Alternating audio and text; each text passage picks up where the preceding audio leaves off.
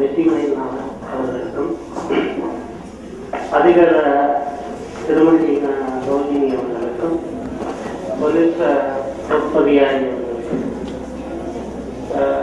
இங்கே இருக்கின்ற எந்த பயனாளிகளுக்கும் இனிய விருந்தினர்களுக்கும் அன்பான வணக்கம்.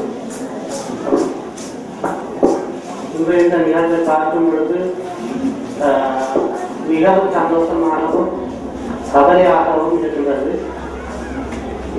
இவ்வளவு பாதிக்கப்பட்ட இந்த பிள்ளைகள், பாடசாலை பிள்ளைகள், பல்கலைக்கழக பிள்ளைகள், இனிய கணவனை இழந்த பெண்கள், இனிய உதவி பெறுகின்ற பயனாளிகளை இங்கே நாங்கள் ஒருமித்து சந்தித்து இருக்கின்றோம்.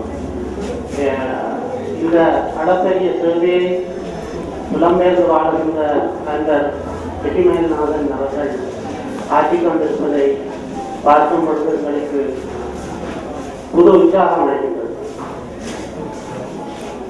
மாணவர்களை நாங்கள் தனியை அழைத்து பாடசாலைகளில் சிலவர்களை உரையாடுவதும், பெற்றார்கள் எங்களை சந்திக்க வரும் பொழுது சிலவர்கள் நாங்கள் பெற்றாரை தனியை உரையாடுவதும்,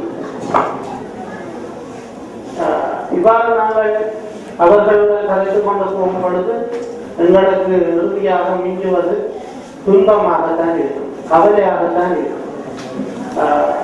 அந்த ஒவ்வொரு குடும்பத்திலும் இங்கே தனி பகுதியில் வாழ்கின்ற அநேகமான குடும்பங்கள் ஏதோ ஒரு வகை ஒரு இழப்பையாவது சந்தித்து தான் இருப்பார்.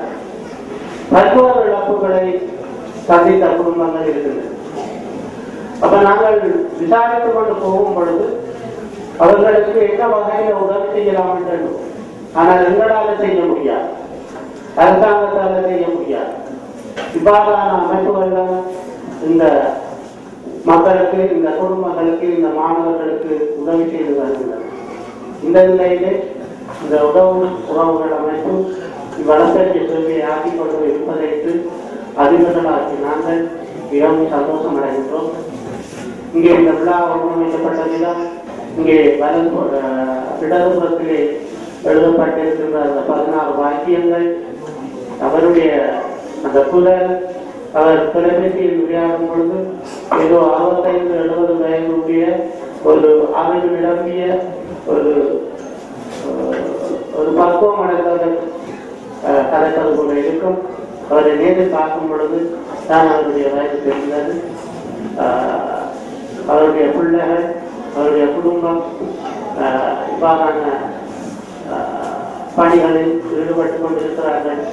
ஆகவே இந்த நிலையிலே எங்களுடைய இந்த கல்லூரியின் சார்பில், ஏனைய இங்கு வராத அதிபர்களுடைய சார்பில் அவர்களுடைய பணியை பாராட்டி வாழ்த்துகின்றோம்.